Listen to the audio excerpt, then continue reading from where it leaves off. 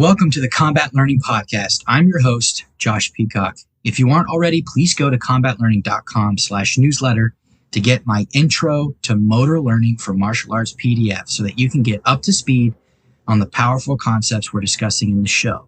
Plus, you'll never miss an episode, and I'll throw in my representative learning design cheat sheet to help you transform your exercises into rapid skill building machines. Once again, that is combatlearning.com/newsletter.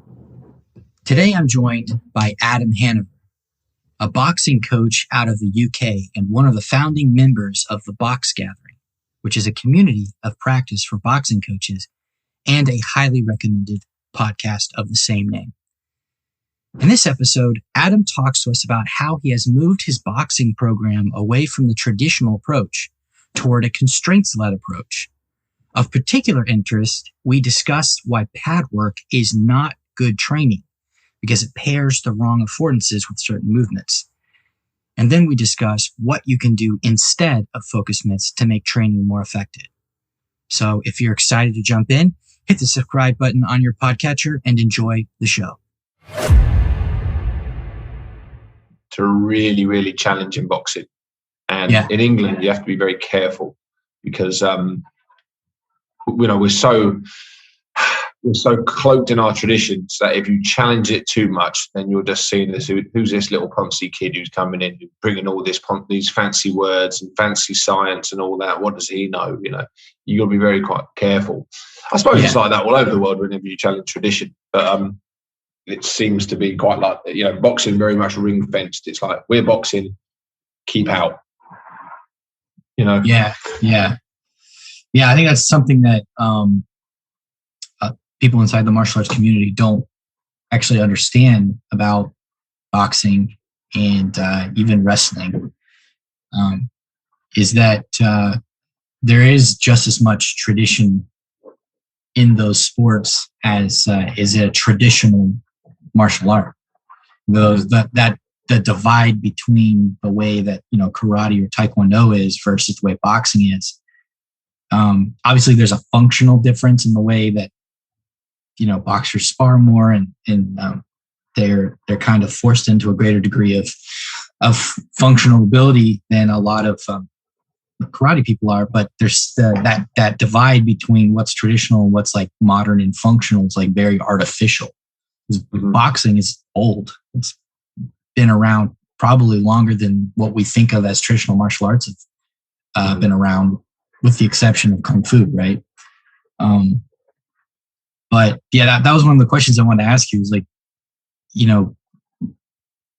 what are some of the traditions that you kind of have to fight against in order to use a constraints-led approach to boxing? There's the whole kind of, when you speak about boxing and you speak to any layman about boxing, you're always going to get the same names coming up. Muhammad Ali, Sugar Ray Leonard's, the greats in the 80s, the Haglers, the Hearns, the Durans, all these people. And then you ask them, would they be a Mayweather? Would they be these kind of people? Would they be a Canelo? All these people nowadays. And the answer 9 times out of 10 is yes, they would. These old people would. So they always did it better.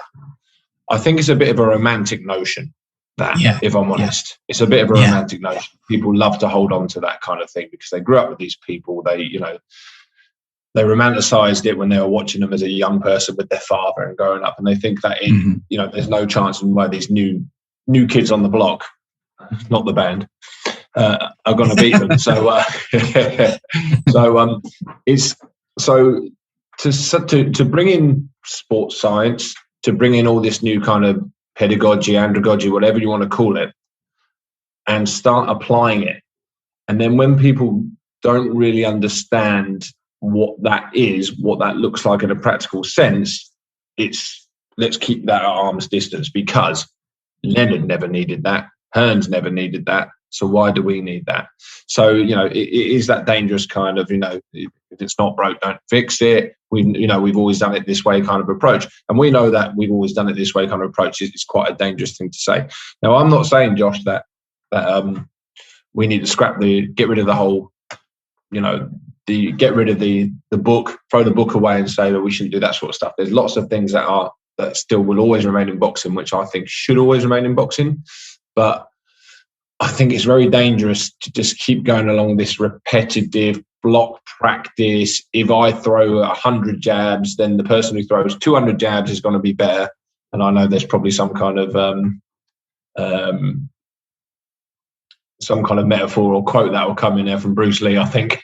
the man who throws 100 jabs. I always forget what that one is. Have you got that one stored in there somewhere?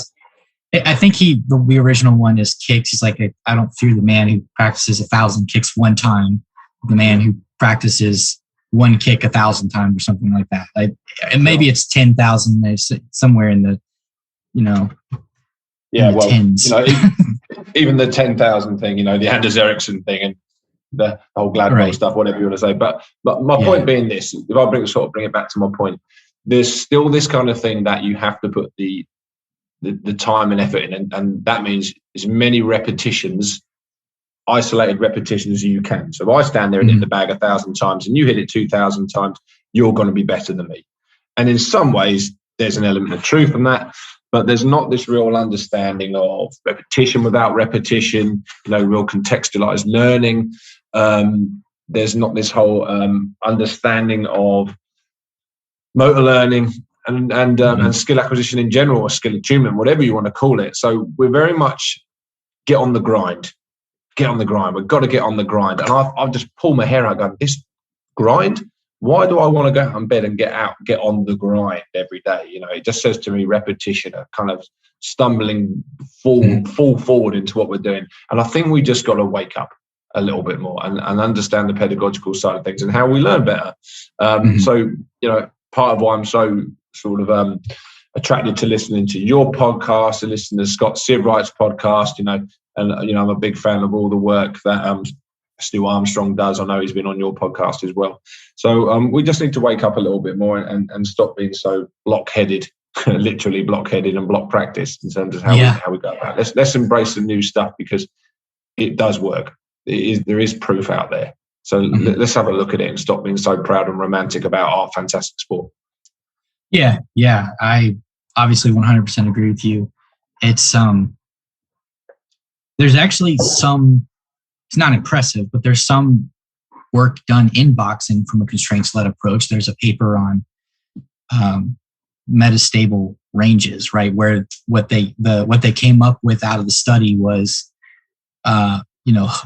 hooks and straights and uppercuts emerge in a stable way, predictably within different ranges. No duh, right?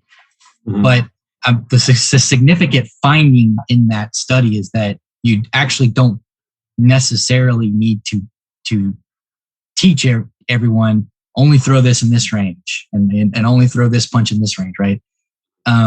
Because if you let the person's organismic constraints and their growing learning journey sort a lot of those things out, that most of that will emerge on its own. And if you don't give them these preconceived notions or these limiting beliefs, you'll find really unique uses of maybe short range straights, right? Whereas most people would think the straights is maybe a little bit of a medium to a longer range weapon, right? Long range hooks, which are pretty common, but just not limiting the learners to how they can use a punch. Let them sort that out in their own practice.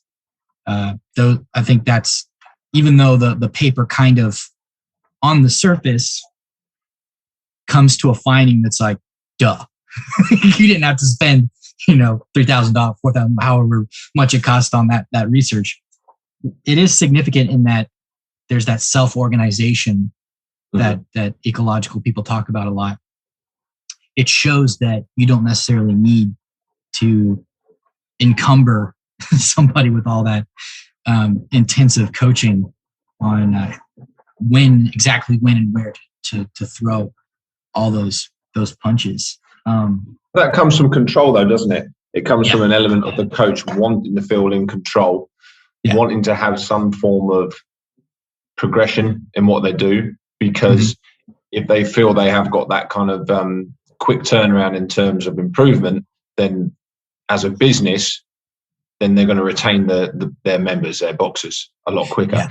You know, and a lot of the studies do show that block versus random practice, you get those initial turnovers quite quicker with block practice initially. So people do see that improvement, and then it starts to kind of tail off, doesn't it? So to have that kind of approach where I'm going to show you X, then I'm going to show you Y, and that linear approach, you know, informational process and all that kind of stuff, it's that fool's gold, isn't it? But it does get people through the door. And then let's say I'm coaching you twice a week, then it's not exactly much time for people to notice this stuff, so they forget it, etc. So you keep coming back to me, and I'm just going to keep feeding you something a little bit new in a linear approach. Then you feel like you're learning. So I get it, I completely get it. But what there isn't that real understanding is, you know, other elements of learning coming into things like, you know, like spacing, like interleaving, all these kind of other bits and pieces that are so vital to, you know, memory retention, skill acquisition. It's just not there, unfortunately. But because I want the, you know, to say an American thing, I want the Kool-Aid quite quickly. I don't even know what Kool-Aid is, but I think I've got an idea of what it is. You see what I mean? They want that. Just a sugary water drink. I think so. I've seen hip hop videos. You just open a packet and stick it in the water, and it tastes good, but it's for kids, really. And it's instant, isn't it? And it's instant, and it probably tastes nice, and it's sugary, and it's going to give you that buzz instantly, and that's what everybody wants. But unfortunately, we have a bit more understanding about how learning works. That's not going to get it in the long run. So I think with a constraints-based approach, it's quite difficult to get those people tasting the Kool-Aid quickly. So you have to be very skilled in it to get that instant retention of your members. So that's where the problem lies. So you know, and that's where I find myself stuck sometimes. You know, I'm very much, look, I want to go down this constraints-based approach, ecological dynamics, etc. I want the environment to be the teacher, all this kind of stuff. Sometimes I feel myself being not skilled enough, and then it's kind of lost ever so slightly. And then, so what do? You slightly go back on that linear approach a little bit, because you know it's tried, it's tested, and it gives you gives you those results. But because I do this all day, every day, I can start seeing when, hold on, this boxer is now limited. They're making similar mistakes. They know the technical stuff, but they're trying to throw it in with no idea about when to throw it. You know, they're falling short with a jab. They're trying to throw an uppercut or a hook because they feel like they should go to that. You know, they should go to the table in Vegas and go, all my money on red. They try and throw the hook. They're miles out of range. Their feet weren't in the right place. All this kind of stuff. So it's I think a good coach will be able to kind of almost spot when people are gambling, if that makes sense. Yeah. Yes, I 100% agree with you. What you've done there, and this is actually, I don't think I've ever talked about this before on the podcast. When you give students that type of really explicit instruction, you almost, it acts as like a constraint in the way that it changes the way they control their movements.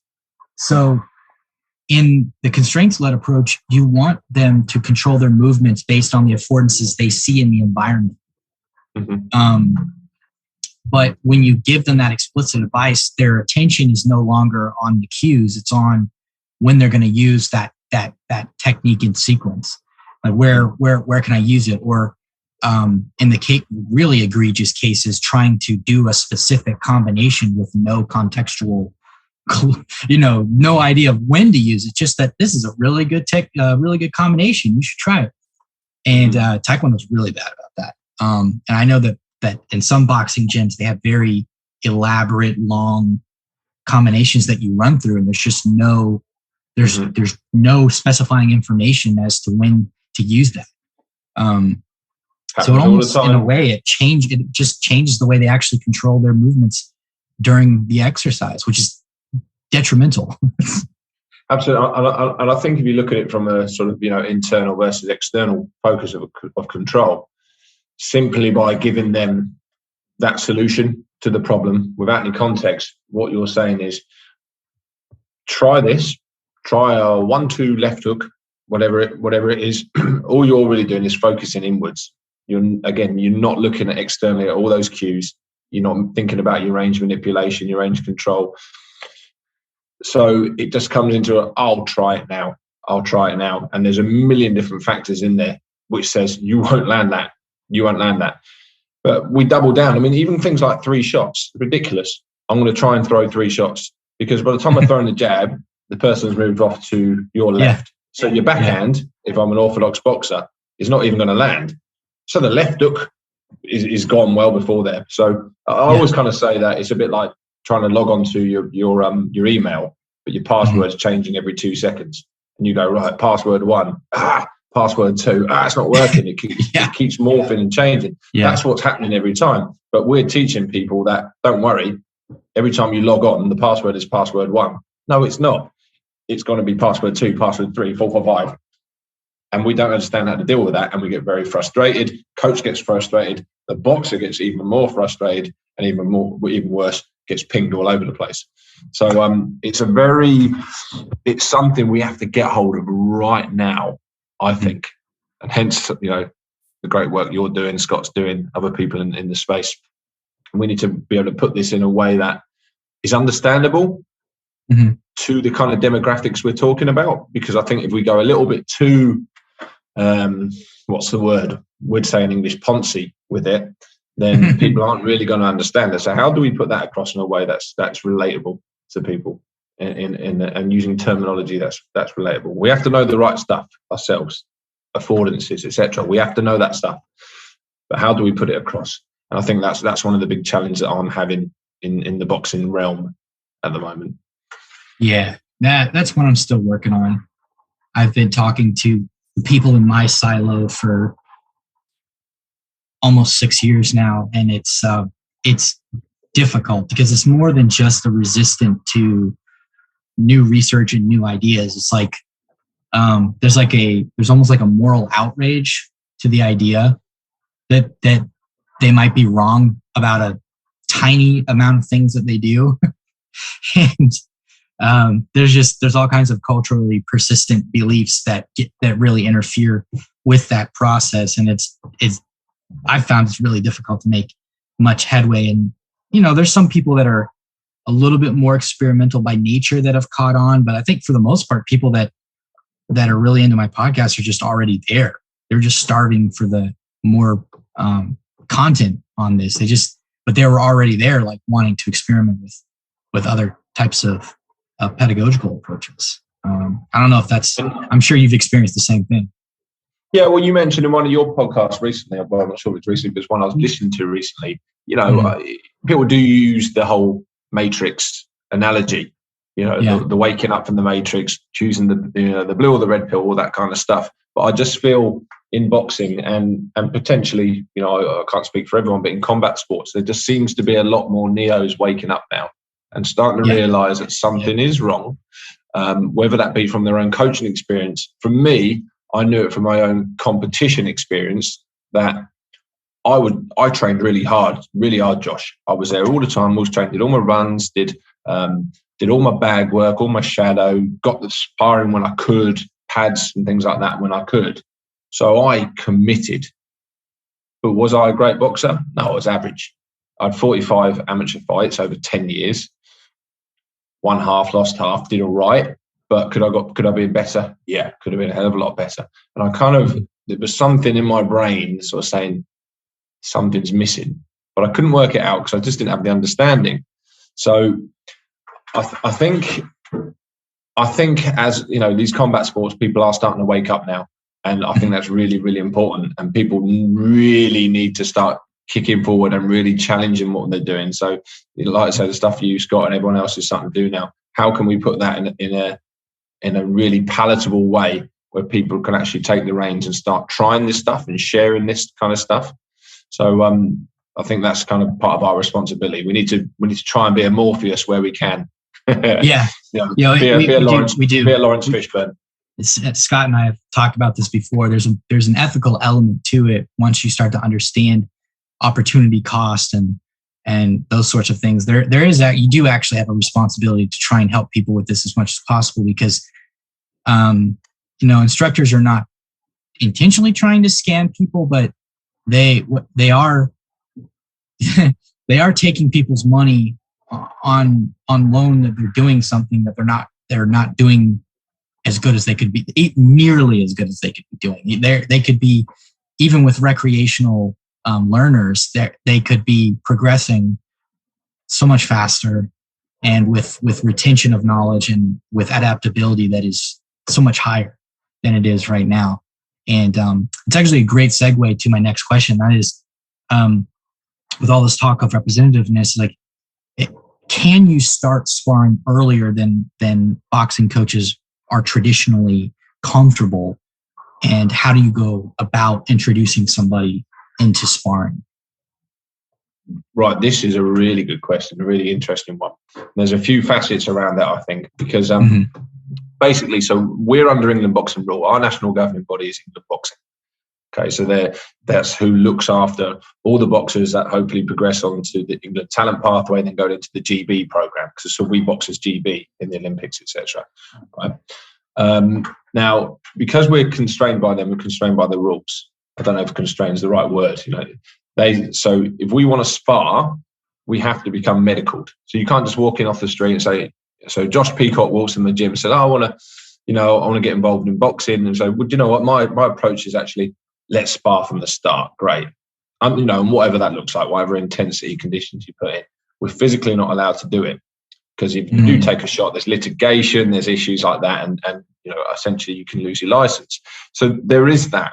But let's take away that kind of legal side of things. Let's actually look at it from more of a skill act point of view. Then my answer is absolutely. Absolutely. So right from the start, I've seen it for so many years now. I mean, I've been coaching since sort of 97, early 98. So what's that, 20 something years. And the problem is, I see so many people perfect at creating these fantastic biomechanical constructs of bang, bang, bang. And I know that I'm doing the actions now on a podcast. People can't really see what I'm doing, but they throw these perfect. They throw these perfect movements, and I look great when I'm shadowboxing. I think my technique is perfect. Is my skill good? Not particularly, because I don't know how to adapt that biomechanical construct. I don't know how to move my feet or my trunk well enough. So because we go along this repetition kind of model, repetition, that becomes so almost finite that we grow roots when we throw shots. We literally become trees.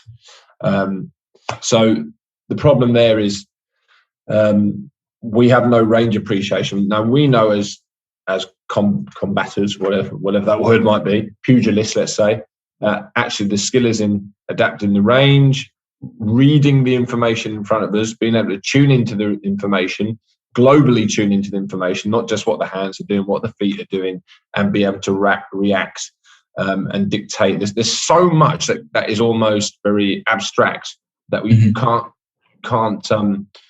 can't see. Okay, so you miss that the moment we say, right, this is how you throw a jab.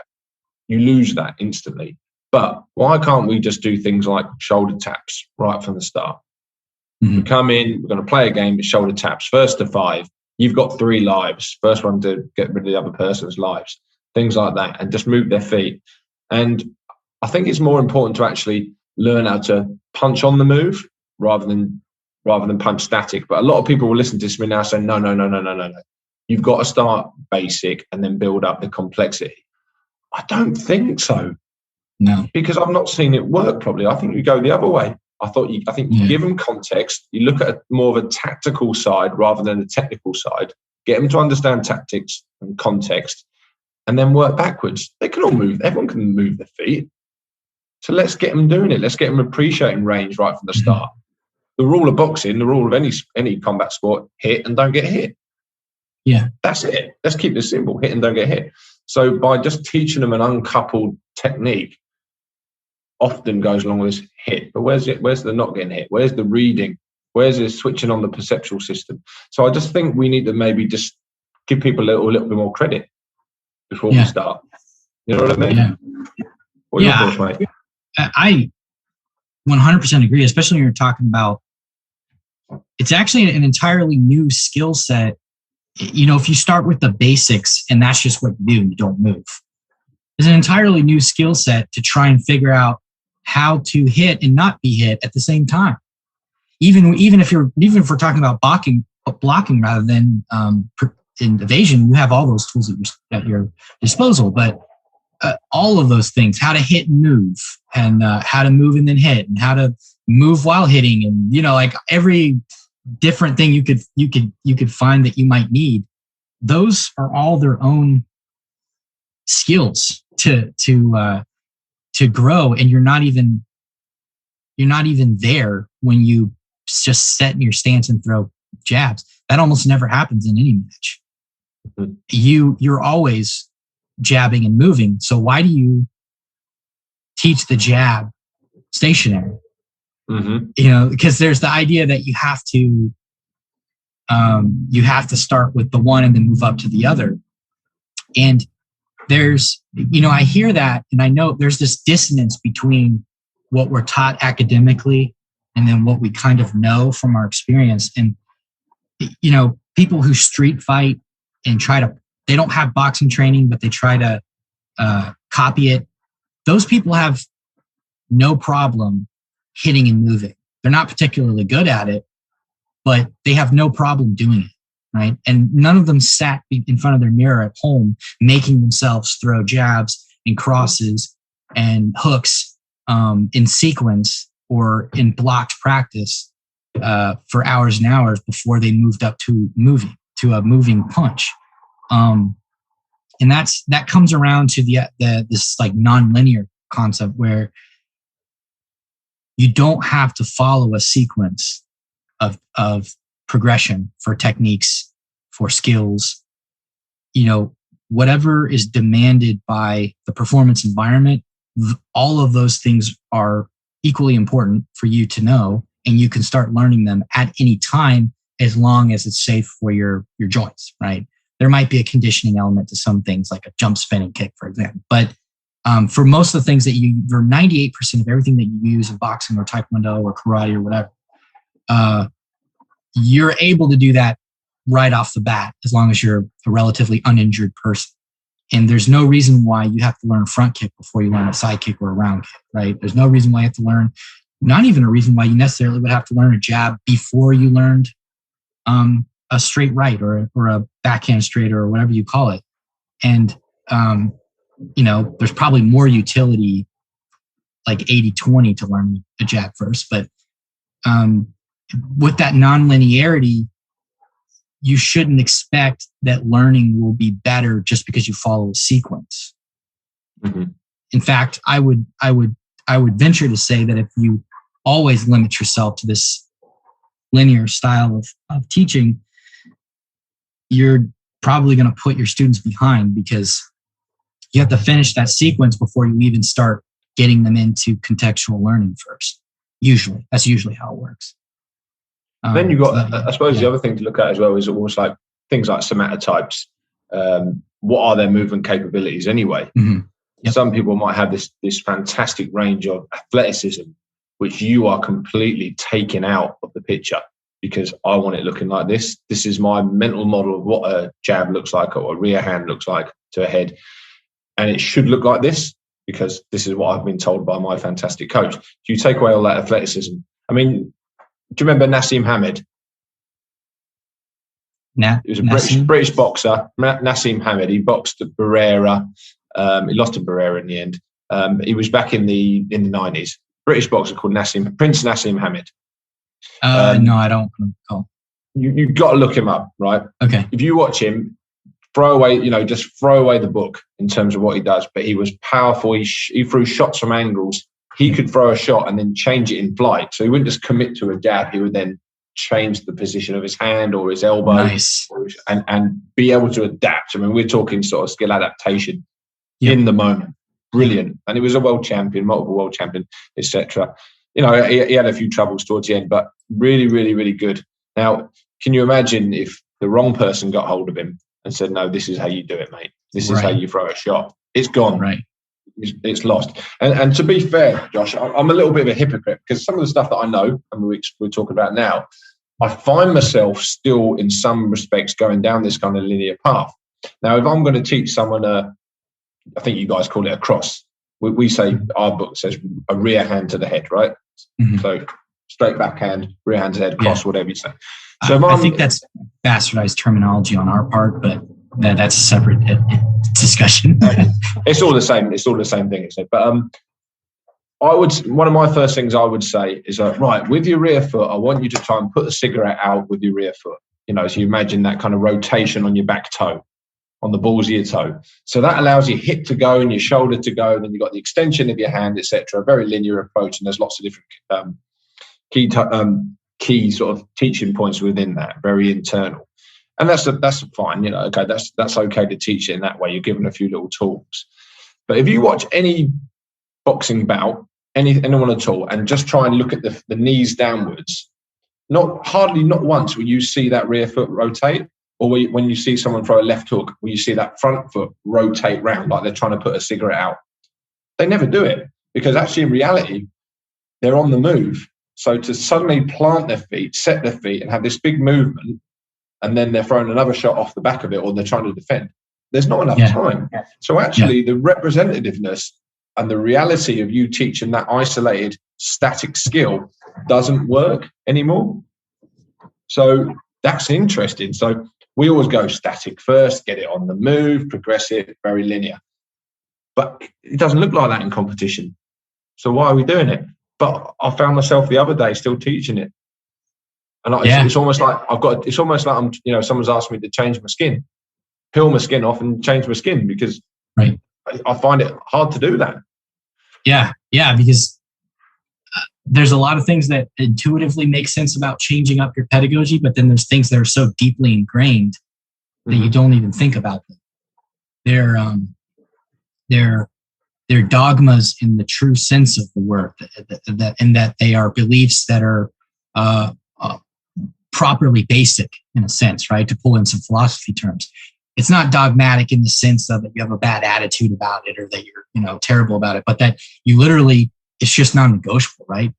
There's cultural beliefs that are like that, where literally everybody agrees on these 5 beliefs, and they're like, nobody challenges these beliefs, and they just fight about, other things. And some of those things we've learned from things, and some of it's kind of, it also goes along with the mysticism of it, right? And coming from Asian martial arts, there's a lot of mysticism to the horse stance, right? Holding the horse stance and doing punches. That for me, that was a difficult one to let go, because I associated that with true traditional martial arts learning, like hard style martial arts learning, conditioning, and mental toughness. Until I realized, I went through phases of trying to justify why I taught it. And, before I finally was like, I'm just not going to teach it anymore for sport taekwondo, because it doesn't make sense. Before I got to that state, like the very last stage of me kind of trying to cope and keep it within my practice, was basically saying, well, it teaches you how to move your hips a certain way, right? To transfer power through your hips through a smaller movement than like a big giant rotation. And that could be useful for sparring. And then as my understanding of transfer and skill acquisition evolved, I realized that is not the best way to do that. The transfer is unlikely. There might be some small transfer, but it's the best way to learn how to do that is to get somebody sparring and let them start to sort out how they can put their body weight and rotate in the way that works best for them within their game, right? And that's another thing, right? People have their own games, and some people are more tactical and some people are more power based, and there's just layers in between of, you don't have to throw your rear straight as a power shot every time you want to throw a rear straight. There might be some other type of context where you don't need to do that. And you might be 6 rounds into a fight and you don't need to expend as much energy as you can on a power shot. You're doing what they call like exploitation in the ecological dynamics, where you're reading what's going on with the person's movement toward or away from you, the whole context, what's their how much gas they have in the tank, how's the chin. You might not need to throw your shoulder out trying to knock this guy out, because you know that within a range of how powerful you need to throw a shot, is likely to get what you want. So there's a million and one different contexts, and you can't just tell somebody, two jabs and a power shot, right? Or every hook you throw needs to be as powerful as you can make it. It doesn't work that way. It's bad advice, and you're going to end up with injured shoulders, overuse injuries, gassing out too early, just tactical errors that you wouldn't have made otherwise. You're an actual boxing coach. I don't know a ton about boxing, so I'm interested in your thoughts on that. Yeah, absolutely. It's 0 or it's 100 miles an hour, and we don't seem to have much acceleration in between or deceleration in between. That. So my example that I often give is Lomachenko. So Lomachenko, he will stake out people for the first round. You watch him, or for the first 30 seconds or a minute of a round, even longer. He won't even throw a shot. He's there, feinting, triggering, looking like he's going to throw one shot, and he's just trying to gather all this information up about what they do when I do this. And so it's a bit like a stakeout, the old movies. You've got the two cops with their coffee and their pizza in the car, and they're watching the crack again or something like that, and all the people coming in and out. And then right, 9 o'clock, this guy comes in. At 10 o'clock, this guy came out. 2 guys came in with guns at that time. You're just trying to create a bit of a story in your head about what actually this guy does. Amateur boxing is a bit hard in some ways because it's 3 3-minute rounds, or if you're a novice, it's 3 2-minute rounds. But pro boxing, you're doing 3 minutes, 12 rounds. You have the opportunity to do that. So it lends itself in some ways a little bit more to that. So if we are just teaching that everything is 100 miles an hour or it's nothing, then we miss all that opportunity to perturb people, to see what they do, to see what their tells are, to get them to show them your cards. So all that kind of perception action, which is something that is completely is relevant all the time, suddenly becomes very not relevant at all, because I'm either not going to throw or I'm going to throw at 100 miles an hour. Well, why can't I change the pace of that shot? Or more importantly, Josh, why can't I change the angle of the shot a little bit? Like I said previously, Nassim Hamid. We teach that if you put your pad up now, so if you were padding me, we're in a boxing gym, and you put your hand out like a stop sign, I'm just going to throw a jab or a backhand, right? Because I've been grooved into doing that. Well, why can't I actually feint and then throw another shot? Or why can't I throw like a screw shot with my palm up? Why can't I move and pivot my feet around the corner and throw a hook on that pad? Why does it have to be, I want this shot? I actually I want you to hit the pad. That should be the message, not I want you to throw the shot that I want you to throw.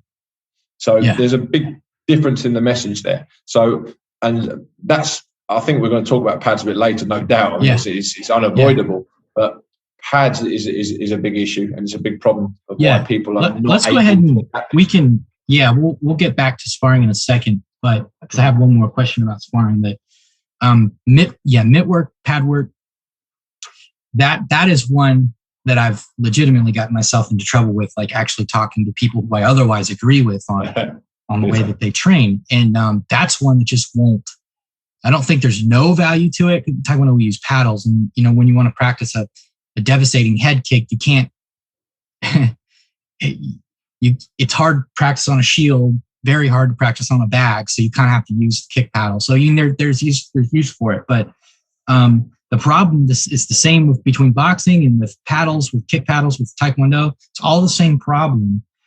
You are attuning to the wrong movements. You have the wrong movement cues. And a lot of it is coach led, which is just not how it works in a fight, right? And it's in a sequence.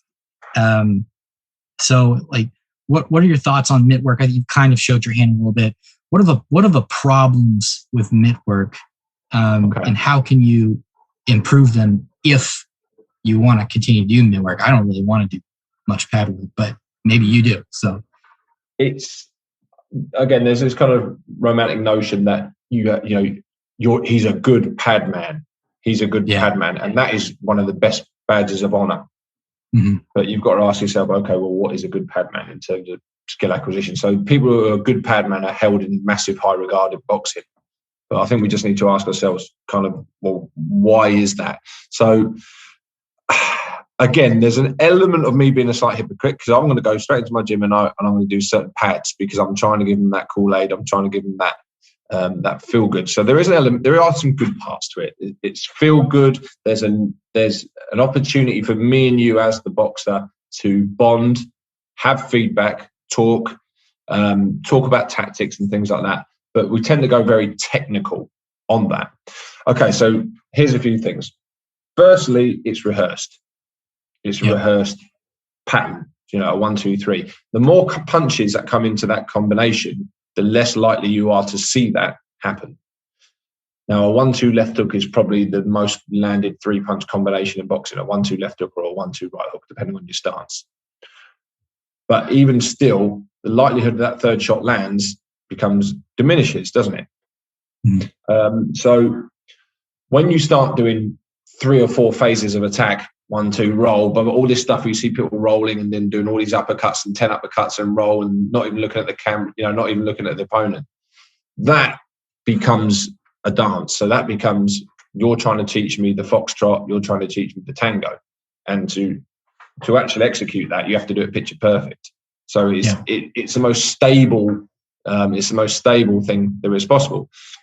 We know that boxing is the most random, variable, unstable possible. So why are we actually creating opportunities where everything is stable and predictable? So we don't. So the relativity of that, the relative practice design sort of goes out the window, doesn't it? When you do pads, which is rehearsed. Mm-hmm. If it's 1 or 2 punches, there's an element of realism within that, I think. The other thing as well is that when you throw shots in the pads, you land every single time. So it's 100% successful. And what the coach will do, if he thinks you're out of range, he'll bring the pad to you slightly. So there's your problem solved for you already. The coach will move in straight lines all the time. The coach probably won't move like a boxer. They'll stand square and walk after you. They won't have a guard. So you're also learning not to read real cues. So the whole perception, action and coupling, your ability to read information goes out the window. Then if you think about percentages, actually, how much percent is the boxer attacking and how much is he defending? Mm-hmm. In reality, it should be 50-50. I'm trying to hit you, you're trying to hit me back. It's roughly 50-50, give or take 60-40 if you're lucky. But in pad work, it's 90-10, 95-5%, isn't it? Right. Bang, bang, bang, bang, bang, bang, bang. A random shot comes back. And that's another problem as well. So it gets so rehearsed that I might say, Josh, throw a 1-2 at me. You throw a 1-2. I push this silly jab at you. You learn to slip outside and then come back with your backhand. So it's 1-2 slip backhand. Well, what actually happens if I throw that jab at a different time instead back at you? You have no idea, and I'll hit you every single time with it because you're at that specific time. So there's 0-0 adaptation within that. So that construct becomes useless. And the problem with that is then when you go into sparring, you lose your confidence because you actually say, well, my coach is no good because I'm not getting better. I'm getting hit with that shot every time. Yeah, because you threw that jab at the same time. So that becomes useless. And I actually did write down a kind of representativeness scale a few years back, and I put pads originally at a 3, but now with more knowledge that I've gained, I'm putting it more at a 1/2, with 5 being very representative, like an open spar or competition, and 1 being something like shadowboxing, bad work. Pad work might progress to a 2 out of 5. So that's kind of where I'm going with it. And I just think a lot of it's fool's gold. But I'm a hypocrite. I'll go into my club and I'll do it again because I'm still trying to change the culture slightly. Mm-hmm. So the other part of it is that there's no choice with the boxer. The boxer doesn't make any choices today. It's just stimulus response. They become a stimulus response machine. But how do they actually adapt instead of reacting to what they should be? So I actually think a pad man, when they're holding a pad up, they're going to do that, shouldn't let the boxer hit the pad. They should almost swipe it away. So if I leave a pad there and you're trying to throw a jab on the pad, I'm actually going to I'm going to parry it away. I'm going to swipe it or move it away. I'm going to make you miss. I should be making you miss because that's actually what's going to happen. But the problem is, Josh, if I make you miss all the time, you get your back up and you go, Adam's crap. Adam's crap. Why is that? He's crap. and then they throw everything into the shot and they start developing maybe a few elbow injuries. Like, well, you've got to miss more than half of your shots. You're probably lucky to land 20 or 30% of your punches in about. Mm-hmm. So I'm not saying you need to learn how to miss, but you need to have some kind of skill or contingency for when you do miss, because you are going to miss a lot. So again, it goes back to the other question: do you need to throw 100% of the time full force? Well, no. Let's knock on the door. Knock until someone opens. Then you can throw the power shot when they open the door, because they're open now. You've manipulated their guard. You put yourself in the right type of range and space that you want to do. You've seen that they're not going to throw any shots back because you're gathering all this information. So I just think, for me, probably a 1.5 out of 5 is how representative it is. And that obviously the higher the representativeness is, the more likely transfer happens. So, and I can just feel it now, all these coaches in England who are going to listen to this going, shut up, Adam. Because, but I'm sorry, the more I learn about this, the more I feel like it's not what it should be. And I think we need to be doing a lot more sparring in a safe, controlled manner. Take a breath off my soapbox now. Let everyone steam for a second and cool down. But but that's a great. So let's assume that the requirements in England boxing have been met, and you can toss your learners into sparring without losing your license or anything like that. At that point, what are some ways that you try to keep as much representativeness as you can while keeping boxing safe? Because obviously CTEs and all that kind of stuff are big, big worries. Sure. And CTE is becoming more, people are starting to understand it a lot more. There's a lot more information out there. A guy called Tris Dixon just wrote a book called Trauma about that. I've only just started reading it myself, but there's a lot of information, and coaches are really waking up to this sort of thing. So in some ways, it's forcing our hand to think about how can we still keep it representative without that injury going on. So one way is the shoulders. You go to the shoulder taps. All right. A lot of people don't like it because you're almost devoid of that instant feedback of pain. Pain, let's be honest, in some ways is a great feedback tool. I've been hit, I've been hit on the chin. But if I hit in the shoulder, I'm not really worried about it. So one way I do like to do it, so just so I'm not getting that kind of repetition of punches to the head, I do a lot of shoulder stuff, especially in warm-ups, and we do lots and lots of rounds of it. But I will make it so you've got lives, or the first, you have to get to 5 points or something like that. So there's an element of, I don't want to get hit, because if there's no pain, I don't care about getting hit. But actually, I want to beat that. So I want first to 5, maybe me versus you, Josh. I win 5-2. Great. Now I'm going to change partner and go with someone else. Right. Who's managed to win all the games? So there's an element of competition there, keeping their attention or focus actually on not getting hit. Because like I say, without the pain, that's an issue there. So now there has to be an element of agreement as well with the boxers, and they have to know what, because if you say to a boxer, keep the power down, that 30 seconds later, you're going to be saying the same thing. Keep the power down, bang, keep the power down. It just becomes this pointless thing that you're saying. So they need to kind of know what that looks like. So at the start of sessions, we almost model that between two sparring partners, so what it looks like if we are actually throwing shots to the head, to the body, etc. We use the old All Blacks adage, and excuse my language, no dickheads. So we say no dickheads right at the start, and everyone kind of knows that means you don't take advantage of each other. Because what I actually do is I don't just go, right, you're this weight and you're this weight, so you guys are okay to spar, or you've got similar experience, you guys will spar. Because I actually want as many different sparring partners for all my boxers as possible, because the whole repetition without repetition approach, and getting the read repetitions in, all that kind of stuff. So I don't mind if there's about 10 kilos, 15 kilos difference, because I know that there is an agreement of how they will box and the kind of power that they will use. And if they're more experienced, they will tone it down, etc. But really, I think ultimately then you start coming into, well, your constraints is what does it for you. So what constraints are you actually going to start putting into that? So you're still actually giving them some kind of cerebral challenge, shall we say, a problem-solving challenge. Yep. So No, so we don't need to be wham, bam, thank you, ma'am, and who hits hard. It has to be more along the lines of, here's a constraint. Bloody hell, that's a really difficult constraint. That. I mean, I'm 6'5", Josh. I'm really tall. So you can imagine my favourite shot was a jab and a backhand, a 1-2, move away, occasionally a little right uppercut. As they got closer, I'd move my feet and I'd keep that distance all the time. But in the realities of battle, people are going to be on my chest and try and Mike Tyson the hell out of me. So I need to be able to throw some bent arm shots. I need to be able to work on the inside and deal with that when that happens. So you give those kind of constraints to people. So it might be like, okay, Adam, all you're allowed is a jab, but anything else you throw has to be a bent arm shot. So a hook or an uppercut. So you're putting those constraints in to kind of put me out of my comfort zone. But one of the other things I kind of like doing with this is my boxers, not in my club, because I have my own club called Eastbourne Boxing Club, but my full-time work, which is called DICE, I get them to come up with their own constraints and understand how to put their own constraints into that, because I think there's an element of learn to learn. If they understand what constraints are important to them, suddenly I've maybe got 15 different conditioned spars going on around the ring and the floor, but all of them are using slightly different constraints. And if they're coming up with those constraints, then actually it's because they understand what their own needs are.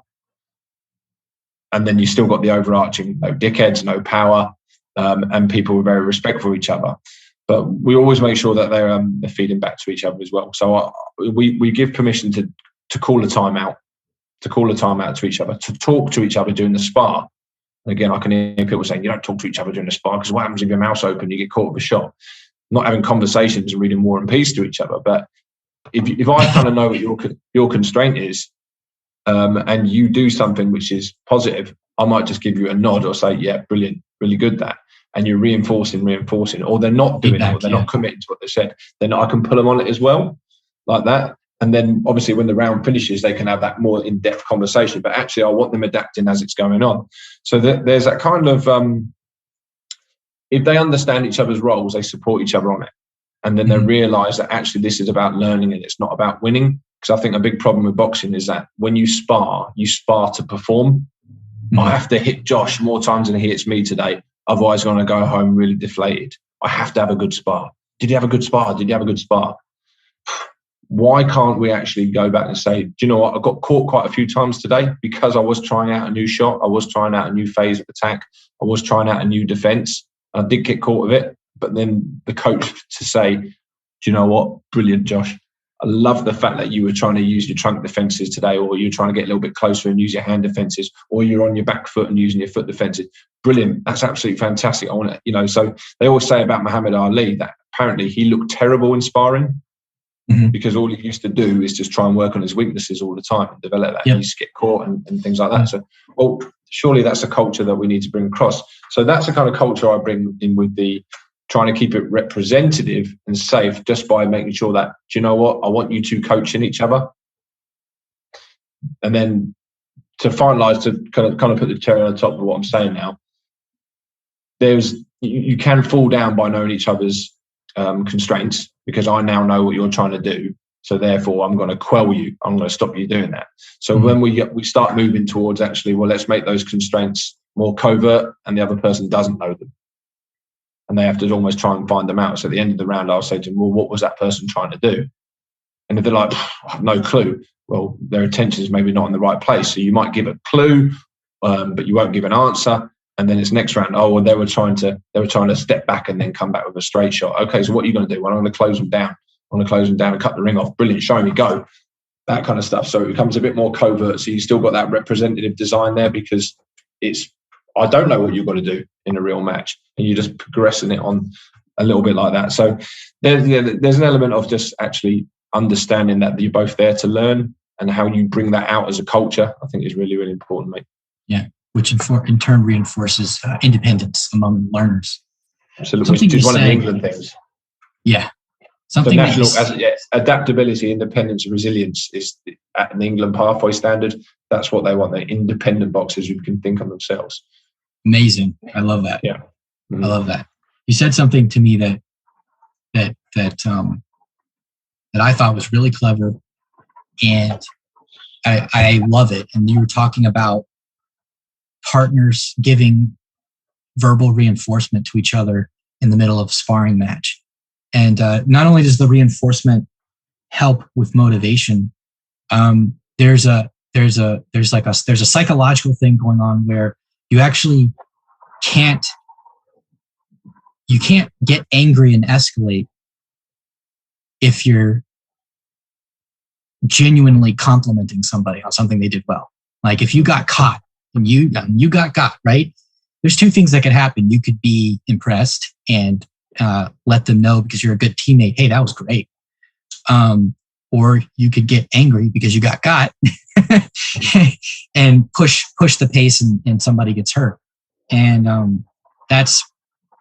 I'm always interested in little ways of hacking human cognition to help naturally and organically control the level of aggression going on inside of the combat sport, instead of just go 50% or keep it down, or those sorts of constant reminders we give that eventually just mean nothing.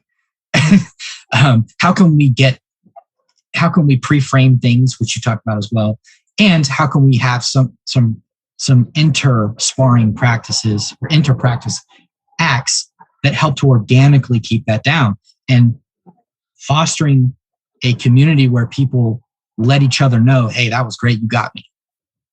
That's a great way to do that, because you can't be like, oh great, you got me, like, I'm gonna get you back. You know what I mean? Like maybe if you're a psychopath, but it changes the way that you orient yourself in relation to your partner, and in many ways it keeps it. That's the sort of thing you'd say to a buddy or to a child or to somebody you really like, and so in a way it keeps them personalized. Because when you get upset with somebody in a sparring match and you begin to escalate force, there's a level of depersonalization that's going on. I think it's not to the level of being a psychopath or anything, but you're justifying to yourself, oh man, I'm going to punish this guy because he did whatever. You know what I mean? And you're not thinking about other facets of the person as as a human being, and that keeps it. It's simple, but it's brilliant, and I really like it. And I hadn't thought of that before. I've seen it organically happen before, but I never thought of fostering a community where people actually say things like that in the middle of a match to each other. So I really like that. Yeah, absolutely. And I think from what I'm hearing you say as well is that when you do get angry, your focus will always go to outcome. I'm not happy with Josh has caught me with a left hook here. I'm not happy here. So I'm going to do all I can to get him back. So it becomes outcome focused rather than process focused. Rather than if Josh says, do you know what, Adam, I've caught you a couple of times with my jab now. I've not done anything about it. So I'm going to go, right, okay, well, maybe I need to move my head more. I need to bring my hands up, whatever it might be. So my focus remains back on the process. And then I'm kind of, because I'm then doing that, you're likely to reinforce the fact that you're giving me feedback. So you got two boxers against each other, but you also got two coaches developing each other, feeding back to each other. Because it doesn't matter me standing on the edge of the ring and watching this and shouting out, do this, do that, do that. Actually, that bloke in front of you, has got the best seat in the house. He can see all your problems. He can see all your strengths. And it depends on what you want him to focus on. Do you want him to focus on pulling you on the problems or pulling you on the strengths, or both? So there's a structure I use. I don't know if you heard of a guy called Mark Bennett. He's an ex-military. Then he runs a company called PDS Systems, and I think it's genius. And what he does, he tries to flip the learning. Right. So if you can imagine, most combat sports are the coach is the fountain of all knowledge, and he'll be the first person to point out any mistakes, etc., etc. Yeah. Josh, get your hands up. Josh, you're crossing your feet over. Josh, hold the center of the ring more. Do this, do this, do this. What he does, he has something called the rule of three, where it's actually the other way around. So he wants the boxer to know first. If the boxer's not doing it, not eliciting the behavior you want, then your sparring partner needs to pull him on it. So you're doing this. If the sparring partner's not then pulling him on it, or reinforcing something good or pulling something on bad, then the coach must step in. Right? So it's rather than going coach first, coach last. It's you first, Sparring partner, okay, the sparring partner's not seeing it either, so then the coach. So you flip that paradigm on its head, and then you're making the responsibility go towards the boxer. And it's very, very simple. And there's got millions of different ways that he brings this to life, but he also has something called his UAEs. So he'll say, well, what's unacceptable to start with? What does an unacceptable spar look like for the skill that you're trying to develop? What does acceptable look like, and what does exceptional look like? So in other words, poor, good, brilliant, for example. And then you kind of like, well, this is what it looks like, this is what it looks like. So you have that structure to work towards. You have that framework. And we use that all the time. So the boxers know if they're slipping into something unacceptable. So they know that, oh, I'm doing this. So they can, if they know what it looks like, they can change it. Mm-hmm. The partner then goes, I know what he's trying to do. He's doing it poorly now. So they might give them the nod or say something or a little code word or something to then bring them back into acceptable. If it's something exceptional and brilliant all the time, again, they can reinforce and say, that's brilliant, mate. That's brilliant. Or a little nod or a little wink or something like that. So what you're doing is you're co-working together to keep yourself acceptable to exceptional and pushing those barriers all the time. Meanwhile, the coach is trying to make themselves redundant. So the only pressure it puts on the coach is to really make that practice design good at the start, rather than, because if you're not, then you're just standing there fighting fires, aren't you? Going, do this, put your hands up, do this, and it all goes back to the coach. So it's something that's been a game changer for me. So Mark Bennett, PDS Systems, it's just that whole kind of paradigm of putting it back onto the boxer, not onto the coach. Yeah, I love that. I had a similar idea of merging a concept called micro learning. It's more of like a learning and development thing, where you get contextual feedback on the course of learning a job, like on the job type of learning, and it's augmented by very short, often like video content to help you, with whatever it is that you're learning, as opposed to traditional e-learning content, which is like a 30-minute lecture, something ridiculous like that. Microlearning is contextual. It only comes up when you need it, and it's very concise. So I was like, how could I apply this concept to, to mobile learning? And there's also peer coaching. So I kind of put the two together, and I call it micro coaching, where you coach partners, very similar to that. And I hadn't thought of that structure before, where it starts from the bottom and moves up to the coach. And so the onus is on the person and the partner to correct before it falls back onto the coach. But the idea was to coach partners. And I experienced this a lot in actually Brazilian Jiu-Jitsu, to, first of all, if you have a lot more skill, to try and impromptu or spontaneously design the match that you're in. If you locate a problem, to keep repeating and coming back around to that problem, to give that person repetition. And if they're unable to, do something, slow it down. If they still can't do something, offer some quick coaching. And if they still can't do something at the very end of it, then you can stop the flow, because I don't want them to stop the flow of practice. Then you can stop the flow and give maybe some more remedial instruction, like prescription is what we would say. But only if all of those don't work.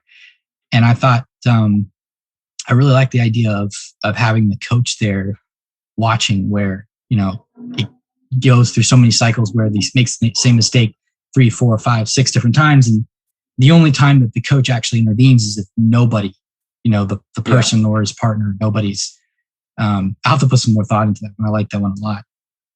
It's the same principle, isn't it? It's the same principle. Exactly what you're saying is, why step in with the answer straight away and strip them of that struggle to try and find the solution right from the start. So, I think a good coach knows when to shut up and allow struggle.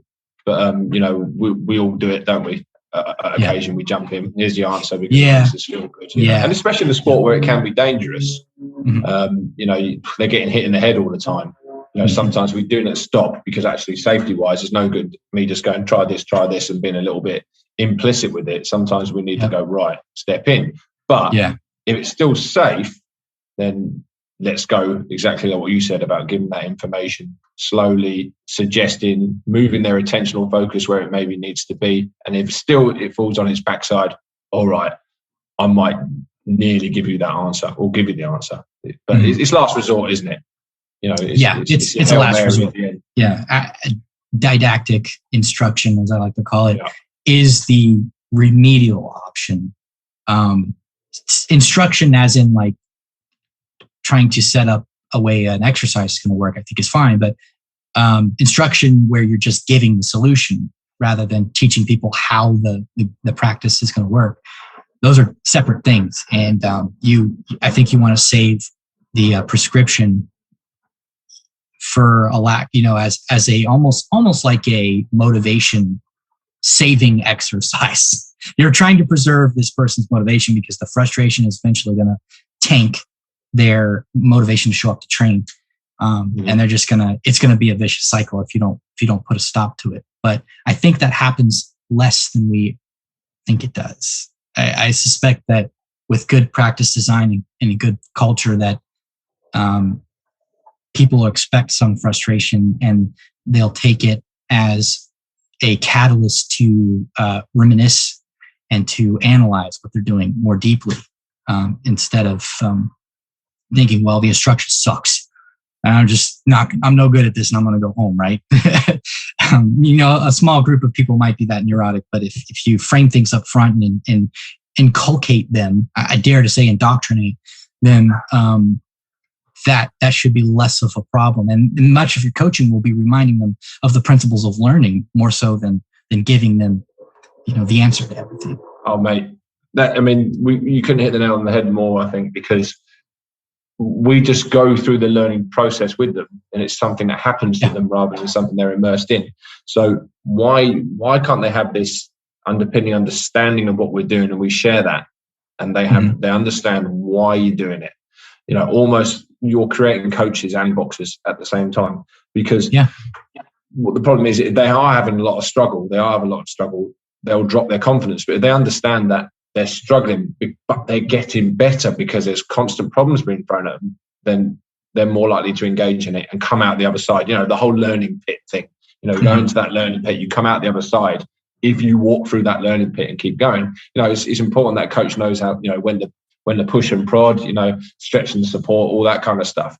But I think giving frameworks to the boxers and them understanding the underpinning reasons of how to learn, a bit like we have an understanding itself, maybe not as in depth, but why you're doing it is so important. So one framework I always say to someone is that, okay, so if you rate your success for what you're currently doing, whether it's a spar or whatever we're doing, if they're saying I'm a 9 or a 10, then I'm saying, right, so you're landing your shots at will and you're making them miss at will. It's no good for anyone, right? Yeah. If you are maybe something like a 5 and below, then you're probably getting pinged all over the place, and maybe it's going into a kind of dangerous area, and you're getting no success, that your confidence is waning. So I'm going, well, that's no good either. So where's that sweet spot? So maybe that kind of 5 to 8, 6 to 8, let's try and aim for that. And if they can objectively say, right, do you know what, I'm probably about a 7 at the moment, a 6 at the moment, I'm like, buzz, that's where we want to be. That's where we want to be. And I'll keep that. I won't stretch it and I won't support it anymore. But if it's easy, I'll stretch. If it's too hard, I'll support, and I'll just, bring down that information a little bit or constrain someone in a little different way. It's difficult, isn't it? Especially when you've got lots of different people with different goals that are going on. I mean, when you coach, how many people do you have in front of you when you're doing an average session? Well, I'm not teaching right now. I'm opening again in January, and I'm going to artificially keep it down to about a max of 10 per class, I think. Okay. But before that, it could be up to 20 or more. I've taught classes of 30 people before. Yeah. And it's one. So you got a ratio of 1 to 30 there. So you're spread thin, aren't you? It's just like trying to put margarine across some toast. It's not going to get across that whole slice of toast. So it's very difficult. But what if we take the approach that they understand the learning process, they understand what you're doing, and they can make those adaptations in there, and they can actually come back to you and say, Coach, do you mind if we do this? Do you mind if we add this in, or something like that? Everyone's, self-regulating, like you said earlier, and managing themselves. And you've got all these different coaches. You have to be on it because, again, we've got that element of danger kicking in. But I think if you can have people managing themselves, wow. what a culture you've got of learning there, because people have autonomy, don't they? They have independence. Yeah. And you're no longer blanket coaching. You're no longer going, today we're going to work on the outside slip and then come back with a rear hand to the head. Yeah. Great, I'm 6'5". I don't need to do that. I need to move my feet backward. Do you see what I mean? So you hit some people well with it, but others you miss. So the whole differentiation in terms of teaching, I think, is a big skill. So if they understand the framework and they understand how to learn, and you spend a bit of time on that, then the culture just thrives, I feel. And and your behaviours start really coming out as well. You're not there just to kind of pass information on. You become more of a transformational coach who's there to really start driving a learning culture, and that's exciting. That's a great place to be in if you can get it right, which sometimes it do, sometimes it don't. Yeah. You become a coach in the sense that a business coach is a coach, or a life coach is a coach, right? I don't really like life coaches, but business coaches are cool. I think they're effective. You become a coach in the fact that what you're coaching on is extremely high level, and even though it's in some ways more abstract, it's immensely more valuable than down here where you're on the minutia of biomechanics, right? It feels sometimes it feels more valuable to get that biomechanical instruction, but the truth of the way reality works is that high level instruction, that abstraction, the understanding methodology, understanding motivation, understanding psychology, understanding how to learn, how to practice, is actually immensely more valuable. And your perspective as a coach is so much more valuable on that level than it is trying to fine tune somebody's, flick on the end of a jab or something. Something that silly things that coaches are preoccupied with. Yeah. So even coaches on the highest level sometimes are preoccupied with those things. Absolutely. And I think in ecological dynamics, they call this whole process of working alongside the athlete, they call it co-adaptability or co-adaptation, which is really great. When I first heard that, I didn't really understand what it meant, but you're coaching them on how to learn, and you're helping them figure things out on their own, so that you're guiding them within a certain range instead of just giving them all the answers. And I think the co-adaptation. Yeah, go ahead. Sorry, mate. I'm sorry to interrupt, but I remember in one of your podcasts, you talked about Stu, and Stu said to you, one of the simplest questions I asked in terms of that co-adaptation is, what did you notice? Mm-hmm. What did you notice? I was actually listening to that one again today. I've listened to it 2 or 3 times. And he said the worst case scenario is that they will say, I noticed nothing. And he says, were you asleep? Were you asleep during that spar? Were you asleep during that hockey game? Were you asleep? They are notices. Exactly. But it's such a good question. What did you notice? Because as soon as you ask a simple question that, you're then actually almost trying to jump into their brain and see what's going on. So you've got more of an idea about how you can support, how you can stretch and support, and as to the reasons. And then you stop. It will stop you going into that kind of remedial technical mind frame. You're not turning your shots over. The reason why you lost that bout is because you're not turning your jab over. Really? It's nothing to do with psychology. It's nothing to do with the fact that our training methods are just completely hanging on, technical skill, and it's got nothing to do with tactics and decision making and independence and things like that. So little things like that, good questions, I think are really, really vital. But also making sure that you don't just go, good questions, show me, go on, show me straight away, show me, not just let's stand around for 30 minutes and talk about all the, he's really good at questioning that, Adam. Really good questions, really good. Yeah, but show me what you're doing. Right. So we've got to bring that into action very, very quickly, because proof's in the pudding. We can all talk a good game, but proof's in the pudding. So you need to execute.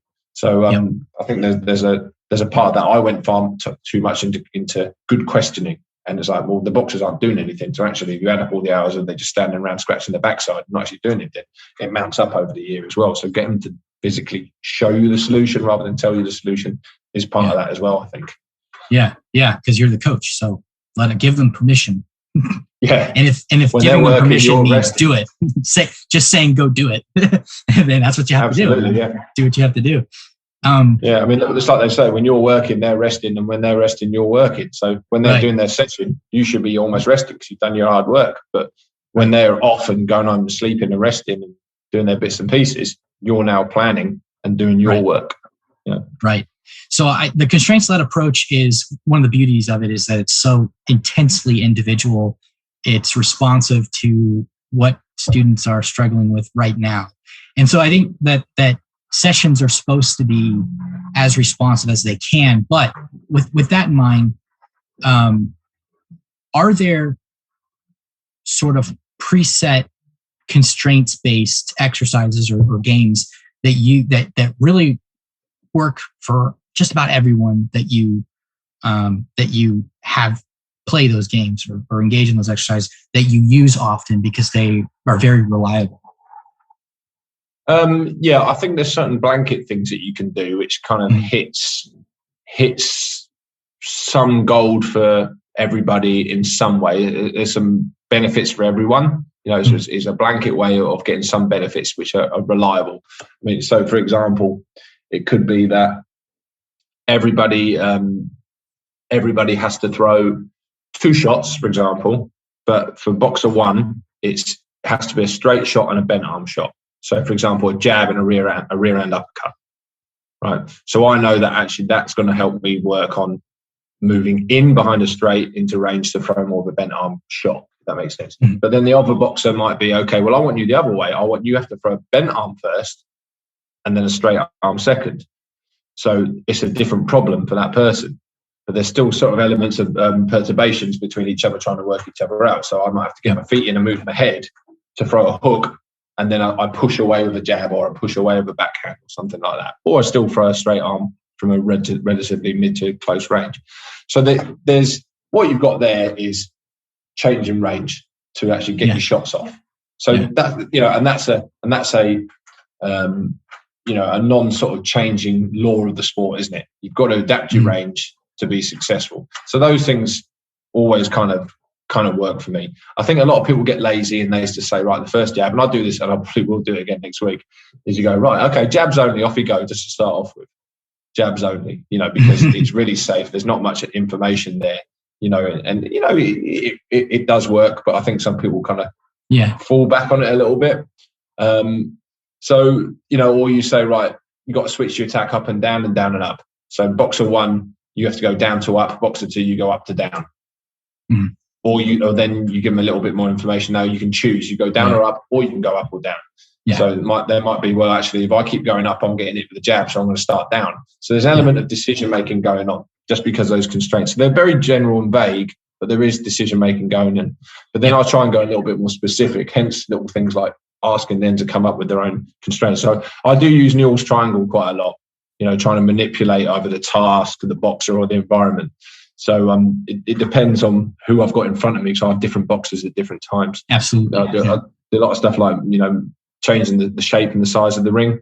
I might make them, rope off a ring to make it a triangle, make it like a swimming lane, like a long rectangle, and then see what kind of stuff comes out, or random places. And then, so you might have lots of different triangles over the ring. So one triangle might be at a right angle, which is okay, but then you might have a really acute triangle, like 30 degrees. So if you get that boxer in that corner, you're laughing because they've got nowhere to move at all. See what I mean? So I think all the behaviours start emerging just from manipulating one of those 3 things. So I always try and use those 3 things, or time as well. So people use the step, space, time, equipment, person. You can kind of manipulate those things. So time's a really interesting one as well. Actually, I find boxing manipulating time. So usually the less time, the more intense it gets. The more time, the more safe and lazy it can get, but it depends on where you are in terms of building a skill at that moment. So I'm often not actually. Sometimes I won't do like it must be 2-minute round or a 3-minute round and bing bing bing stop everyone. I might let it go for 7 minutes if I think that there's learning going on. If it's getting sloppy, I might stop it. So it really depends on who's in front of me, really. So what about you? What sort of things do you do to sort of manipulate some of those variables? Certainly ring size, practice area. If I don't have something to limit ring size, like tying a belt between two kids tends to keep them because they have a problem with running away often. Yeah. And you can manipulate some of the task requirements, incentivize them to stay in, but that those aren't perfect. They don't keep everyone. So some of them will run away and just not care, just don't want to get hit. So there's a lot of things you can do to keep them in range, because when they hang out too much, there's actually research has been done on it. People spar in a range that's longer than they actually fight in competition, and that affects your scoring affordances. So if you don't practice in the range that you're going to be keeping yourself in subconsciously in a competition, you're gonna do poor because you're not as familiar with that space. So trying to keep a limited practice space for where it makes sense is helpful with that, to keep them, kind of force them to be within that range to get better from that range. Like hoop spars as well, or foot in a tire, that sort of stuff works in some ways. It depends on the size of it. So, I think that, Dr. Rob Gray, he's always warning against over constraining. And, that was definitely a problem when I first got into the thing. That was definitely a problem I had, because I thought the extent of the constraints-led approach was, okay, we're just going to work on jabs, just do jabs. And then, it's in a rough, it's sparring, but it's just with jabs. And that's not really the constraints-led approach. But over constraining, I think, is permissible when you're warming up, right? Mm-hmm. It's a lot more safer. There's fewer variables going on. It's like it's interesting and weird, and there's some value to it, not as much as an actual robust constraints-led exercise, but there's some value to it, and it's usually intrinsically safer. So I think using those for warm-up is a really great way to prime you for whatever it is you're going to be working on that day. It's certainly a hell of a lot better than push-ups and running in circles, or whatever in jiu-jitsu they run in circles and like lemurs. And I know that boxers do a lot of skip rope and things like that to kind of build the elasticity in their ankles. That's another Pandora's box, probably. Enough sport Taekwondo people. There's in the history of Taekwondo, Koreans were really good back in I don't know the whole time range, but like the 60s to the 80s, I want to say that Koreans were pretty good at boxing. And there's a lot of cross-pollination between early Taekwondo people and boxers. And so there's a lot of the pad work in sport Taekwondo, more so than you'll find in maybe karate. And then there's a lot of skip rope, that karate people certainly don't do. They skip around on the rope, and they do some things that are like they're boxing-esque in terms of preparing for sport Taekwondo. There's some conditioning benefit to that, but why are you doing it in a skill class where you only have an hour or an hour and a half with somebody for that, session, maybe max 2 hours the entire week? Why would you waste 5 to 10 minutes of your precious class time doing that when they could do that at home? Yeah, when you do the maths, and let's say you're warming up for 5 rounds skipping, that's 10 minutes, plus the break in between. So 15 minutes, some sessions might go on for an hour. So 15 minutes is a quarter. So therefore you can say a quarter of your boxing career is skipping. And then when you say things like that, when you go, right, okay, I was skipping when I was 5-year-old in my school, in the playground at the school, Right. It just becomes a physical thing. And of course, what do you do when you're skipping? I remember when I used to skip, you're skipping. All I'm doing is like, are Arsenal playing tonight? Who are we playing tonight? We've got Man United tonight. And you're just thinking about everything else. Stuff. Yep. So there's nothing else going on. So your arousal level is low for boxing. But high for whatever else is on your mind. That's not boxing related. It's that, and then suddenly, right, okay, you warmed up, Adam, right, let's spar. And then Yeah. Okay, well, we've not really gone up there. I mean, right. I remember university, back when I did a sports science degree at university from 97 to 2000. And I remember this guy called Oxendine had this kind of taxonomy of arousal. I think it was really old, like 70s or 80s, when this thing came out. So it's probably got almost legitimacy to it. But he said 1 to 5, 1 would be, for example, like a dart player or an archer in terms of like mental arousal. 5 would be an American football, like a linebacker, who's there growling, ready to smash you. And then he put boxing as a 3.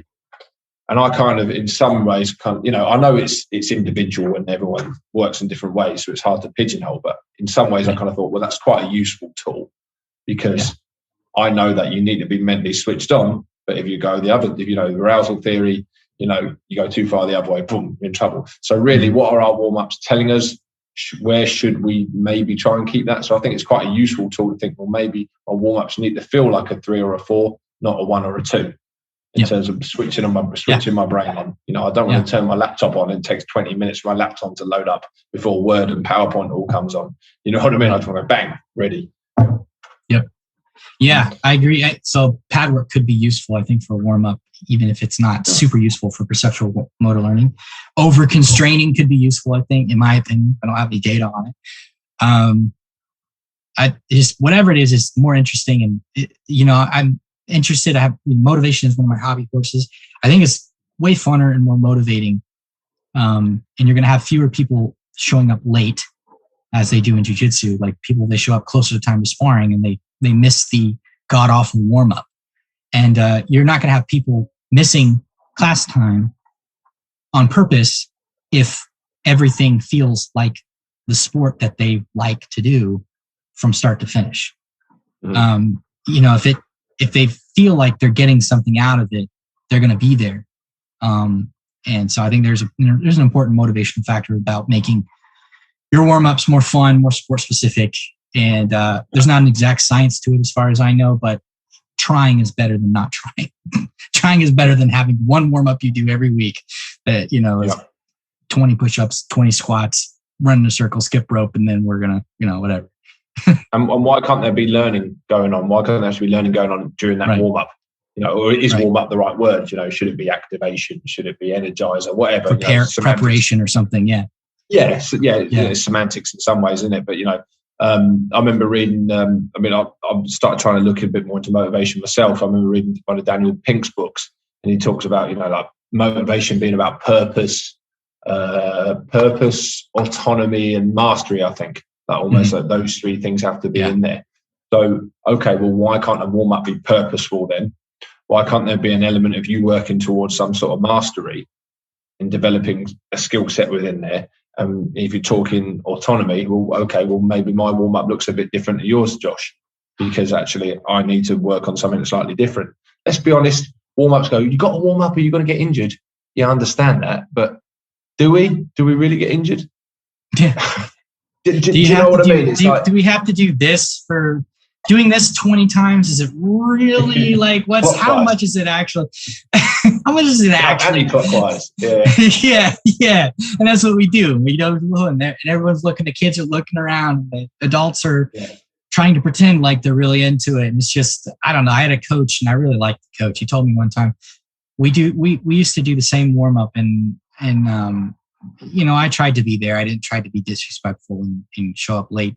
But, one time he's like, the warm-up's really the warm-ups guy's looking lackluster, man. This sets the tone for the class. I'm like, hey, dude, that's not my fault, right? That's not my fault. This warm-up has nothing to do with the class. We do the same thing. I'm adapted to it already, so I'm not gaining anything from it. So it's boring. It's uninspired. I'm not nothing there. My arousal level is not being like, I'm not getting more interested in it. There's no foretaste of what's going on in the class. That's not my fault as the learner. I'm not the one that's setting that's designing these classes. I think that's one of the ways in which coaches who would, if you ask them, whose fault is it if a student can't, they would say, oh, it's the coach's fault. But they'll turn around and they'll push things on the student in that sense. something that they actually have total control over, they could absolutely make way more fun warm-ups. You could do a double underhook game where you're just fighting for double underhooks. Relatively safe, low likelihood of injury, extremely fun, definitely going to get you warmed up, and has a skill element to it that's transferable to jiu-jitsu. Why can't we do things like that to warm up? Why do we have to run in circles and do strengths down the, Yeah.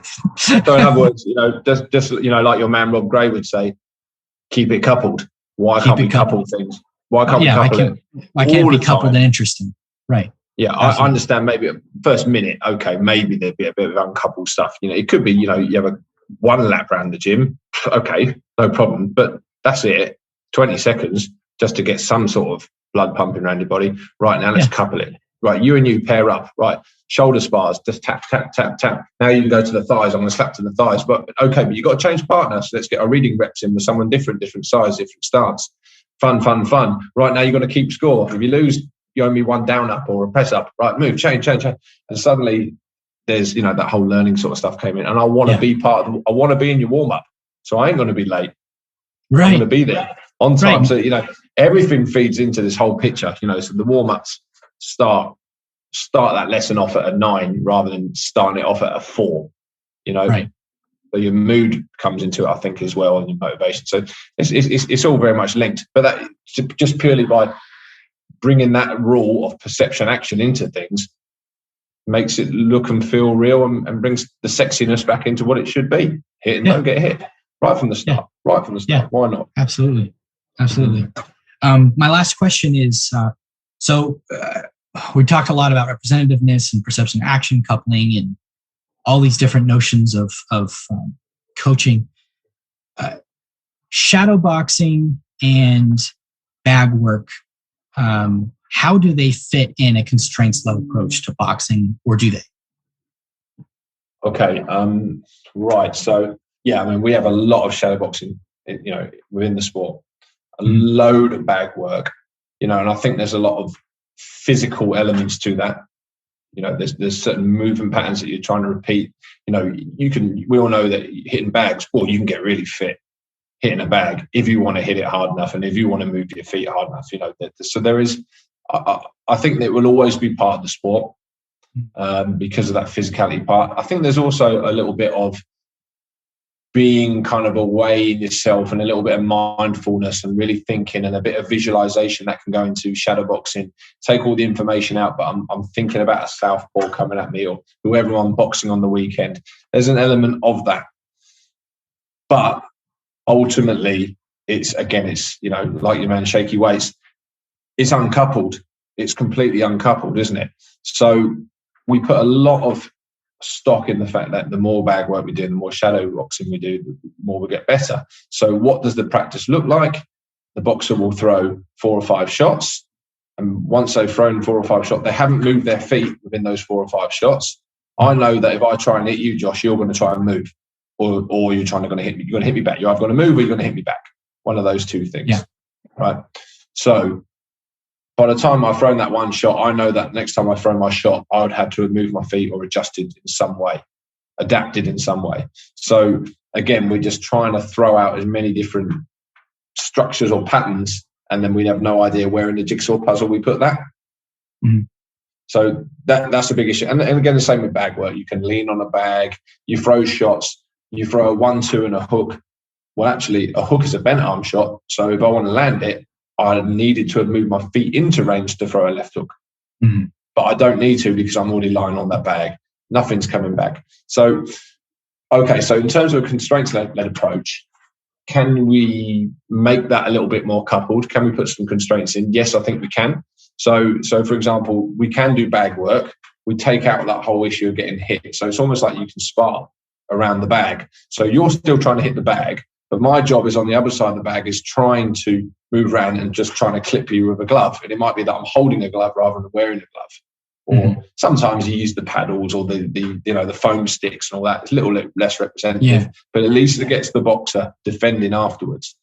And it could be, all right, so if I hit you twice, I then become the boxer.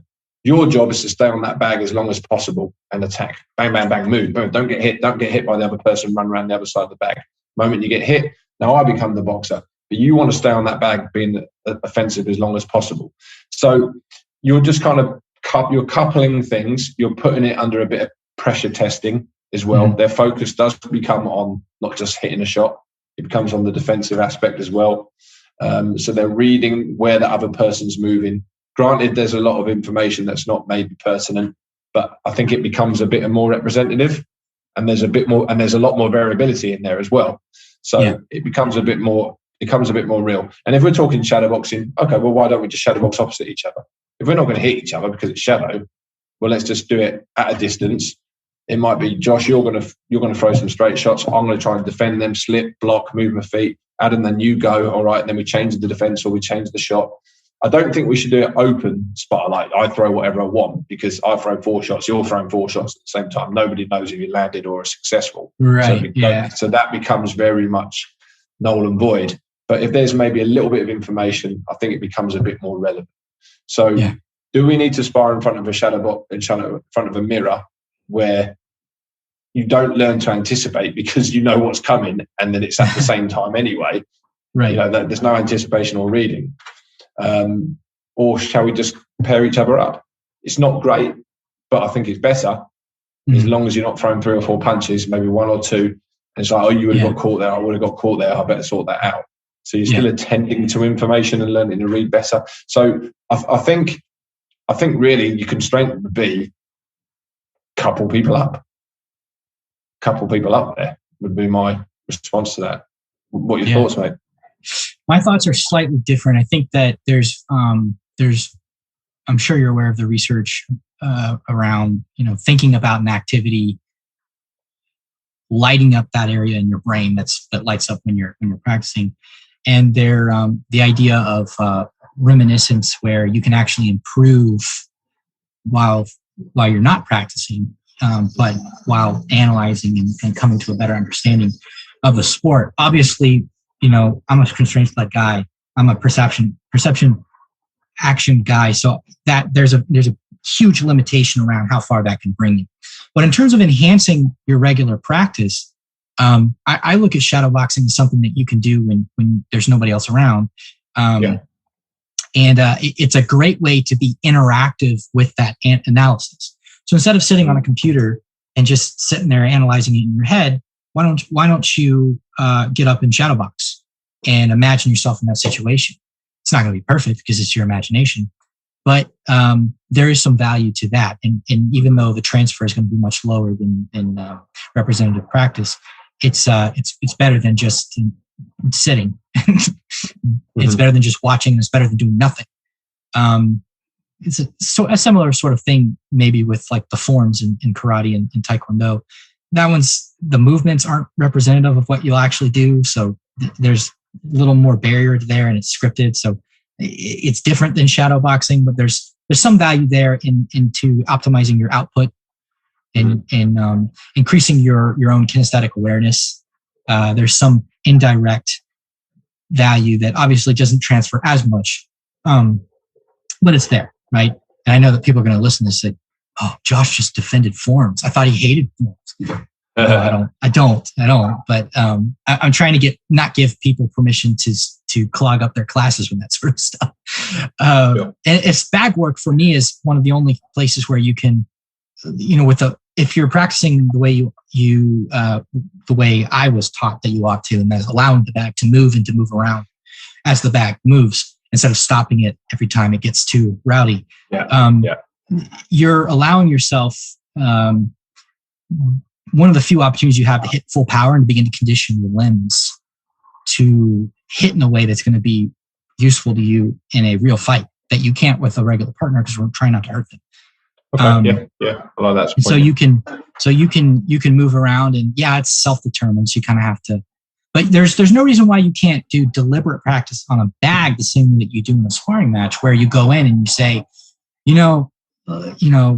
if I'm you and I'm tall, I'm not tall, but if I were you, if I were Adam, I would get in there and I would say, you know what, why don't I develop my in shots a little better for people that can get past my, my far jab and my straights. And so your constraint is that you're going to try, and as the bag moves around and you hit it, you're going to stay close in to where you can use your close shots instead of staying out and doing everything from the outside. So you're challenging yourself to stay in different ranges relative to the bag, and then using those shots and building, not necessarily, you're not building your reads, but you are doing two things that are important. That is learning how to throw hard shots from that range. And so it's not perfect. It's not as representative as a sparring partner would be, but there's a couple of things in there that are really useful for you in using the bag. And that's another thing that Taekwondo people have done historically too, is they've used heavy bags to practice their kicks on, condition their knees and their insteps and things like that. And they usually let the bag, the old school guys that are really good, they let the bag move around so that they can manipulate the space and help them with targeting their kicks to some degree. Those are my thoughts. Those are my thoughts on it. I don't think I would put it in a class unless, there's maybe somebody's trying to recover from an injury. And so then maybe I would do the shadow sparring kind of thing. Sure. For me, I would give a couple quick lessons on how to approach it, and then let them sort that out in their own practice. Mm-hmm. And I think when you constrain, it's like you say, theming it, give the bag a name. Your bag is Muhammad Ali. So the bag is moving, it's this, that, and the other. So what are you going to do? I'm going to cut it off and move my feet in. Or, the bag is Mike Tyson. So as it's coming towards you, you're taking that little step back and keeping the distance and the range and trying to keep it as straight arm as possible. Yep. So there's elements of that, and that comes down to a lot of your visualization skills. And you're just putting this kind of a cerebral constraint, it's almost picture of this shadow there that you've got a box. So, it strips away the fear. You can feel free to try things out. So it's a safe environment to do it. Try these shots that you wouldn't try in sparring. It is a minefield, isn't it? I think bag work we could stand there for 3 or 4 hours and talk about it, about how to make it more representative, more variable. Yep. But there's elements of physicality and how good is your visualization and vision, and imagery around it. So and let's be honest, it's part of the culture. It feels good to hit a bag. That's not a bad thing. It feels good. Makes you feel the part. There's an element of being part of the culture when you're hitting a bag alongside other people. And I don't think that should be forgotten as well. If I'm looking at it from a very sterile skill acquisition point of view, I find it hard to make me better. But there are ways to bring it up a little bit, which we maybe don't do enough. So for example, one thing I always teach is I teach the 3 E's. So I always teach entrance, execution, and exit. And there's bits in between that, and it all loops. But with a bag, it's very difficult to coach a boxer to have a good entrance rather than just coming and going back. They'll just step in, they'll throw a jab without moving the head. They go and spar, they throw the jab, they get hit. So are you moving your head? Are you moving your feet? Are you feinting first? What are you doing first to get in? And then your execution is usually the easy part. It's delivering the shot. And then, okay, well, what are you doing about your execution? The bags tend to make the first E and the last E lazy. So you would have got hit, and on the way out, you would have got hit as well, because you throw the shot and you don't move. You see what I mean? So those just stays in the second E, but your first E and your third E kind of go out the window a little bit if you don't really put a good constraint in or kind of call it an opponent. Mm-hmm. My thoughts, but we could talk all day long on bags and shadow boxing. Right. Yeah, I know it's late over there, but we should do another one when we talk about shadow boxing and bag work later. Right. But where can people find you? Okay, so wear loads of different hats, but something that I run is a kind of a coaching initiative called the Box Gathering. So we have a website called The Box Gathering. You can find us at www.theboxgathering.co.